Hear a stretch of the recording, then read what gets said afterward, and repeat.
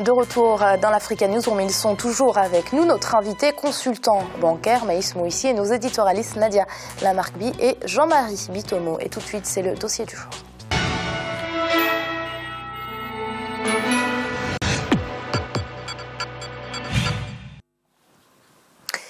Le taux de bancarisation en Afrique est relativement bas. Pour donner quelques exemples, au Rwanda, plus de 10% de la population épargne de l'argent dans les banques classiques et 7% des Congolais possèdent à ce jour un compte bancaire.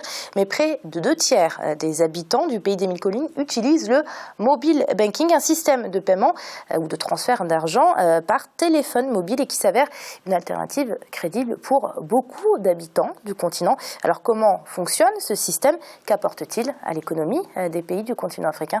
Élément de réponse avec ce reportage de nos correspondants Olivier Jacontan et Prince Bafolo. La bancarisation des populations est encore dans un état embryonnaire dans de nombreux pays africains. Sur le continent, très peu de personnes ont recours aux banques pour l'épargne de leurs ressources financières. L'avènement du téléphone portable a favorisé l'essor d'une nouvelle forme d'épargne sur le continent. Il s'agit du mobile banking, un système électronique développé davantage par des compagnies téléphoniques. Ces dernières offrent divers services comme les transferts et retraits d'argent aux utilisateurs. Pourquoi les populations font-elles de plus en plus confiance au mobile banking? Quelle collaboration existe entre les opérateurs de téléphonie mobile et les banques? Quel est le poids du mobile banking dans l'économie des pays? Le mobile banking est en plein essor en Afrique. Grâce à une percée remarquable des téléphones portables, les populations ont régulièrement recours à cette alternative pour effectuer surtout les transactions financières. Au Congo comme au Rwanda, presque toutes les compagnies téléphoniques développent ce service, un système qui propose divers produits aux utilisateurs. Parlant de transactions, on peut citer entre autres payer des factures, on peut citer acheter du crédit de communication, envoyer de l'argent à un proche. Nos clients peuvent aussi faire des transactions financières depuis leur compte mobile money vers leur compte bancaire et vice-versa. C'est une application très importante. En 2014, on estimait à plus de 5 millions le nombre de Rwandais utilisant le mobile banking. Ce nombre pourrait connaître une nette augmentation en 2015. À Brazzaville comme à Kigali, ils sont de plus en plus nombreux à être séduits par la rapidité, l'efficacité, la proximité et surtout l'accessibilité de ce système. Je suis venue faire un retrait. En fait, j'avais mon argent dans mon téléphone et ensuite je suis venue, je lui ai envoyé de l'argent et il m'a donné de l'argent en espèces. J'utilise régulièrement Mobile Money pour envoyer de l'argent à mes proches dans le pays. J'aime bien ce service car ça réduit particulièrement le coût du transport et c'est plus pratique.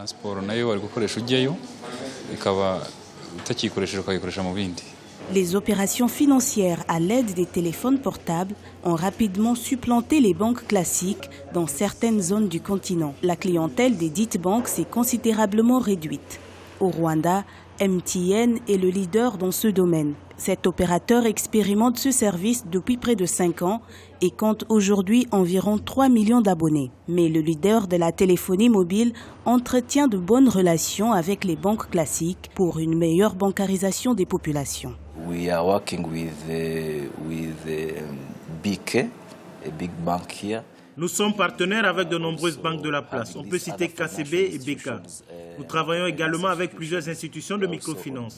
Tout cela pour expérimenter le mobile money à leur niveau. Every now and then we are having meetings. They all want to partner with MTN on mobile money. Autre pays, autre réalité, en République du Congo, le mobile banking est récent. 2 opérateurs téléphoniques expérimentent ce système depuis près de 2 ans. De nombreux Congolais adhèrent au principe et s'y abonnent peu à peu. Avec plus de 2 millions d'abonnés, Airtel, l'opérateur téléphonique le mieux implanté dans le pays, accentue la sensibilisation. Il s'agit d'un changement drastique des habitudes de vie des populations. Donc ça nécessite beaucoup d'efforts en termes d'éducation. Et les opérateurs effectivement investissent beaucoup dans les supports et les outils didactiques, car vous savez qu'il s'agit d'argent. Et lorsqu'on parle d'argent, il faut mettre l'utilisateur dans des conditions maximales de confiance, Le taux de bancarisation tourne autour de 12% au Rwanda. Quant au Congo, il est à 7%. Le mobile banking s'avère aujourd'hui incontournable pour dissuader les populations encore réticentes à recouvrir aux banques classiques. Un changement d'attitude qui facilitera la croissance économique sur le continent. Quand on utilise le mobile banking, il y a la population qui ne thésaurise pas leur monnaie. L'argent n'est pas gardé sous le matelas, comme on dit, mais l'argent est gardé sous forme électronique. Au niveau macroéconomique, les gens qui peuvent épargner leur monnaie, leur argent, et quelque part, on peut savoir quelle épargne les gens font et comment on peut déployer cette épargne pour d'autres investissements. C'est un aspect positif. Le Kenya est un exemple dans l'utilisation de ce service en Afrique orientale. Plus de 70% de la population utilise le mobile banking. Plusieurs discussions sont menées par les opérateurs téléphoniques pour rendre fonctionnel ce système entre les différents pays de la dite région. East African Community. Nous sommes vraiment prêts en Afrique de l'Est pour l'expérimentation de transfert d'argent entre nos différents pays et pourquoi pas vers l'international. Ce qui veut dire que quelqu'un peut envoyer de l'argent à travers Mobile Money du Rwanda vers l'Ouganda, le Kenya ou la Tanzanie et vice-versa. A mobile money holder in Uganda or in Kenya or in Tanzania. Le mobile banking a encore un fort potentiel de croissance sur le continent. Selon certains spécialistes, il va davantage révolutionner le monde des affaires en aidant le secteur bancaire africain à reconquérir des marchés pour rehausser le taux de bancarisation. Cependant, pour que le mobile banking puisse accompagner efficacement les ambitions d'émergence économique des pays africains, plusieurs défis restent à relever. Il s'agit notamment de l'alphabétisation numérique des populations, de la fiabilité de la connexion Internet et surtout de la sécurisation du dit système, des préalables pour une croissance économique durable et inclusive. Je me tourne vers le consultant bancaire. Monsieur Moïsi, selon certains spécialistes, le marché pèsera 200 milliards de dollars en 2015. Les Africains sont de plus en plus nombreux à se tourner vers le mobile banking. On peut clairement parler d'une révolution aujourd'hui. En tout cas, il y a quelque chose qui est en marche. J'ai toujours très peur du terme révolution. Mais je voudrais partir d'un constat. Parce qu'avant le mobile banking, il y avait les banques classiques. Le taux de bancarisation aujourd'hui en Afrique est relativement faible. Seulement 20% des foyers disposent d'un compte bancaire. Je ne dis pas 20% des individus, je dis 20% des foyers. Avec des disparités énormes selon l'endroit où on se trouve sur le continent.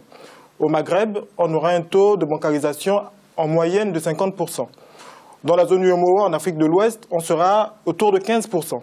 Dans la zone CEMAC, en Afrique centrale, on est à 7%. Or, vous savez que pour financer une économie, le rôle de la banque tel que défini par les économistes, c'est de permettre de mettre en relation des agents à capacité de financement avec les agents à besoin de financement. C'est cette intermédiation qui permet de financer l'économie. Aujourd'hui, on n'en est pas là. Donc, le mobile banking constitue en effet un levier par lequel on peut passer pour déjà bancariser les populations, les faire sortir de cette thésaurisation massive qu'il y a sur le continent. Parce qu'en effet, les gens ont de l'argent qu'ils gardent dans les maisons. Il faut donc pouvoir trouver des moyens. Et le mobile banking est l'une de ces solutions. Pourquoi? Parce qu'en Afrique centrale, lorsqu'on a 7% de taux de bancarisation, on a 54% de la population qui a un téléphone mobile.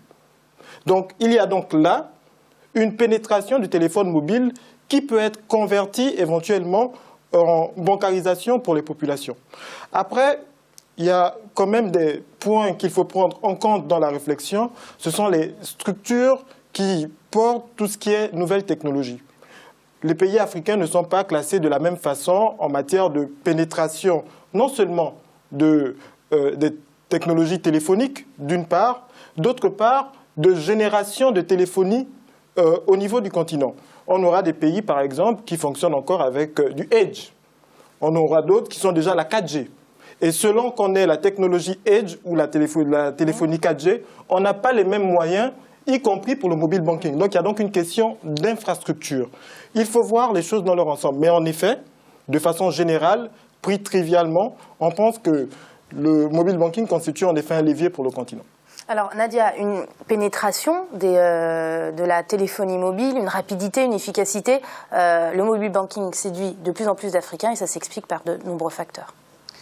Oui, en effet. Maintenant, à mon sens, ce n'est pas comment dire, un produit qui sera un substitut à la banque. Il n'y a pas de substitution entre le mobile banking et la bancarisation classique et la banque classique. Il y a un mot essentiel lorsqu'on parle d'argent, c'est la confiance. Et aujourd'hui encore, en Afrique comme ailleurs, on a besoin d'avoir confiance en la personne ou en l'institution ou ce que vous voulez, qui va être le réceptacle de cet argent ou en tout cas l'interface entre l'individu et le système bancaire. Donc il y a bien un souci. Il faut instaurer cette confiance. Et pour le moment, la gestion en général du système bancaire ne prête pas réellement, ne laisse pas les gens en fait avoir confiance dans le système. Donc on le sent bien lorsqu'on fait des enquêtes et qu'on discute avec les gens en Afrique.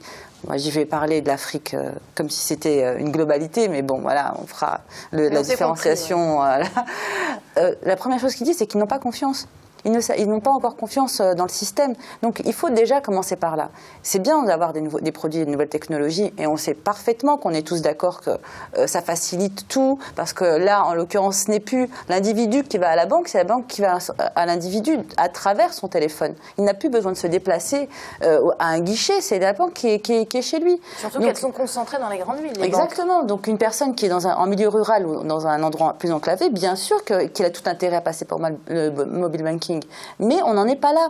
Il faut d'abord instaurer cette confiance-là. Il faut d'abord que les personnes aient envie de placer leur argent, non pas sous leur sommier, mais bien dans un endroit qu'ils considèrent être comme secure. Donc on en est là, il faut passer par là, il faut redonner la confiance déjà aux clients, aux personnes, aux particuliers, parce que pour tout ce qui est entreprise, c'est bon, l'affaire est classée, les entreprises ont maintenant tout intérêt à passer par des banques et ils le savent pertinemment, sauf, on va dire, l'auto-entreprise qui reste encore à séduire. Mais par exemple, je prends le cas du Tchad, ils ont augmenté leur taux de bancarisation, non pas en introduisant des produits nouveaux, comme le modern banking, mais en s'appuyant sur un réseau plus large de distribution. Ils sont partis mettre des agences un peu plus au nord, un peu plus au sud, avec des individus qui vont discuter avec leurs clients et qui sont là pour justement faire ce travail pédagogique qui est essentiel. Donc je pense qu'il faut déjà revenir à ces choses-là. Le travail pédagogique sur la banque, sur ce que c'est qu'une banque, sur l'intérêt qu'on a et les avantages aussi. C'est justement, Jean-Marie, le côté psychologique dont vous nous parliez hier. Alors j'avais une autre question, Jean-Marie.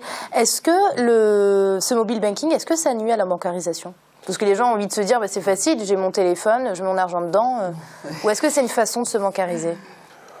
Vous savez, Amira, par rapport, si vous voulez, au sujet qui nous intéresse, je suis assez dubitatif dessus. Tout simplement, pourquoi ? Parce qu'on parle du money banking comme si c'était, si vous voulez, la solution ultime. Et je me méfie un peu quand on accole, si vous voulez, le mobile banking et la notion d'épargne. Tout simplement pourquoi ? Je parle souvent de la confiance dont Nadia vient de parler et de la dimension psychologique de l'individu. Ça voudrait dire quoi ? Il ne faut pas oublier une chose, c'est que la plupart des transactions qui sont faites à travers le mobile banking, ce sont des petits achats, des envois d'argent et tout ce qui s'ensuit. Aujourd'hui, que nous puissions parler, comment dirais-je, de la notion d'épargne concernant le mobile banking, ça me semble, nous en sommes encore éloignés à l'heure actuelle. Tout simplement pourquoi ? Parce que les individus, qu'est-ce qui se passe ? La personne se lève de chez elle, elle va mettre de l'argent sur son compte parce qu'elle a besoin d'opérer une transaction par la suite. Le niveau de thésaurisation dont M. Moussi parlait tout à l'heure, si vous voulez, il n'y a pas d'influence dessus. Tout simplement pourquoi ? Parce que cet argent-là reste toujours thésaurisé. On peut croire que le mobile banking va baisser le niveau de la thésaurisation. De mon point de vue, je ne pense pas. Et augmenter l'épargne qui va aller financer les entreprises par la suite, de mon point de vue, je pense que la banque classique reste encore, si vous voulez, l'instrument à l'heure actuelle qui va favoriser le développement des entreprises et de l'économie qui nous intéresse en Afrique. De mon point de vue, le mobile banking, c'est pour des petites... C'est vraiment des opérations, si vous voulez, des des toutes petites opérations pour qu'on puisse, si vous voulez, s'appuyer dessus pour le développement de l'épargne dans une économie et le financement qui va avec. Nadia ? Oui, je dirais que c'est vraiment un produit de niche. On ne parle même pas d'épargne. Là, c'est des transactions courantes. Oui. On ne thésaurise pas, on fait des transferts. Mais bon, ça reste un produit de niche. Pourquoi pas qui sera à côté de tout ce qu'il y a déjà, le e-banking, le SMS banking et tous les nouveaux produits qui ont tous des noms un peu barbares, mais qui au fond sont des petits services qu'on rend aux gens qui ont. Mais ça ne change pas la face. C'est pour ça que notre invité a raison. Ce n'est pas une révolution. Ça ne change pas ça ne change pas le cœur du métier du banquier, en fait. Mais justement, M. Moussil, les Africains, ils ne considèrent pas le mobile banking comme un à côté. C'est vraiment leur façon aujourd'hui de gérer leur argent, quand il n'est pas caché dans la maison, sous le matelas. Je ne pense pas que nous en sommes au niveau de la gestion de toute l'épargne de la famille à partir du mobile banking. Il y a un processus. Et nous sommes dans ce processus. Et le mobile banking n'est pas consubstantiel à l'activité bancaire. Je pense que c'est des activités qui se complètent. Parce que le mobile banking est porté en partie par les banques. Parce que dans les faits, c'est des opérateurs de téléphonie mobile en accord avec les banques qui mettent en place des systèmes d'épargne, de transfert, etc. Ce qui est important sur le mobile banking, c'est le coût de l'infrastructure. Une banque classique, elle a besoin d'une agence avec du personnel, donc ça coûte cher. Lorsqu'on a du mobile banking, on n'émet pas de carte, Visa ou Mastercard. Le téléphone sert de service de paiement. Donc, on a un gain en matière de coûts. On a un gain en matière de coûts d'agence. Vous savez, sur le continent africain, la deuxième source de devises, ce sont les transferts. Après les investissements directs étrangers, ce sont les transferts. Et il se trouve que le continent africain est l'endroit où il est le plus cher. Il coûte le plus cher d'envoyer de l'argent. Lorsque on envoie 100 en Afrique, il y a 12,5% de frais que l'Africain paye. Donc, lorsqu'on regarde ce qui se fait sur le mobile banking, en matière de coûts, les coûts de transfert sont déjà très bas parce que le problème d'infrastructure est quasiment résolu. Donc, rien que sur cet aspect, il y a des évolutions. Après, les choses vont se faire, il y a un processus. Ça se complète. Ça se complète. Et d'ailleurs, du point de vue de la réglementation, il y a quelque chose de très bien qui s'est fait en Afrique de l'Ouest. On a fait le règlement 15-2002 portant monnaie électronique. Avec ceci de particulier, il permet de distinguer non seulement les banques classiques, avec la régulation qui leur est appliquée, mais aussi les opérateurs de téléphonie mobile en tant que prestataires de services financiers électroniques, et à côté de ça, les sociétés commerciales, qui permettent finalement à un grand nombre de personnes et d'opérateurs d'offrir des services financiers aux populations. Je voudrais terminer par ceci qui me paraît quand même très important. J'estime pour ma part que lorsqu'on mène une activité financière, bancaire, on doit respecter la réglementation qui s'applique aux banques. Parce qu'aujourd'hui, la banque, lorsqu'on est une banque, on a un service de gestion de risque, on a un service de lutte anti-blanchiment, on a un service de lutte contre le financement du terrorisme. Et c'est l'un des problèmes du mobile banking. On ne sait pas, lorsque quelqu'un vient déposer 30, 40 000, 50 000, 200 000 francs CFA via le mobile banking, on ne sait pas justifier l'origine des fonds, tel que les banques peuvent le faire. Et cet argent qui rentre dans le système, on n'en sait rien sur l'origine, on ne sait pas comment il a pu potentiellement financer des activités terroristes. Donc c'est l'un des leviers, l'un des points de réflexion que nos opérateurs devront avoir. Justement Nadia, je voulais en venir à ce problème de transparence. On voit bien que le mobile banking a des limites. Il a des limites, mais lui-même pose ses propres limites. Sur, par exemple, les sommes qu'on peut utiliser, transférer, c'est limité. Il y a pas, c'est vraiment fait pour des petites opérations et on ne peut pas déposer des sommes trop importantes, justement, parce qu'après, on rentre sur la réglementation bancaire qui est beaucoup plus contraignante. Oui, comme le système classique, exactement. On doit justifier à partir d'un certain montant. Le souci, justement, c'est que dans le système classique, on ne justifie pas à partir d'un certain montant. En Europe, on a ce qu'on appelle la 3e directive, avec un principe, l'approche par les risques. C'est-à-dire que la façon dont on contrôle un étudiant qui, a priori, n'a pas de revenus, ne sera pas la même avec laquelle on va contrôler quelqu'un qui est connu pour être milliardaire. Donc, il n'y a pas de montant. Vous me dites 50 000 francs CFA. Moi, j'estime que 50 000 francs CFA, c'est beaucoup pour un étudiant. Mais c'est peu pour un millionnaire. Donc, on ne demandera pas à un millionnaire de justifier 50 000 francs CFA, mais un étudiant devra justifier 50 000 francs CFA. Donc, c'est toute la question de l'approche par les risques. Nadia, vous vouliez terminer? Non, monsieur soulève un point essentiel sur la transparence, et c'est vrai, sur le contrôle, la transparence, et que les opérateurs de téléphonie ne sont pas eux-mêmes prompts à contrôler déjà leur système. On le sait très bien qu'il y a eu beaucoup de problèmes avec les opérateurs. Bon, la NTM lui-même n'est pas parfait. On sait très bien qu'ils ont du mal à coopérer avec les autorités de contrôle. On sait très bien que le système n'est pas encore parfait. Maintenant, si on réfléchit en prospective et si on décide que justement ce système-là pourrait être un complément au système actuel, il faudrait en effet légiférer et donner un cadre général international. Ça n'aurait pas de sens que seuls certains pays soient contraints à respecter cette loi. Il faudrait vraiment, comme pour la législation bancaire, qu'elle s'applique à différents pays et de la même manière. Ce qui, à mon sens, n'est pas près d'arriver encore. Merci Nadia, et c'est l'heure du rappel des titres. Le président sénégalais Macky Sall effectue ce mercredi une visite officielle à Ouagadougou, la capitale burkinabé. L'objectif de cette mission étant de faire le point sur le processus de transition et notamment sur l'avancée de la mise en place du calendrier électoral. Comment mettre Boko Haram hors d'état de nuire s'il n'existe pas de réponse définitive? Les spécialistes de la lutte contre le terrorisme sont unanimes sur le besoin d'unité dans cette lutte. Sur le terrain, le Tchad, après avoir pris plusieurs mesures de sécurité, a lancé un appel à la communauté internationale pour plus d'action. Et c'est l'heure de marquer une nouvelle pause. On se retrouve très vite pour la troisième et dernière partie de l'Africa Newsroom. À tout de suite.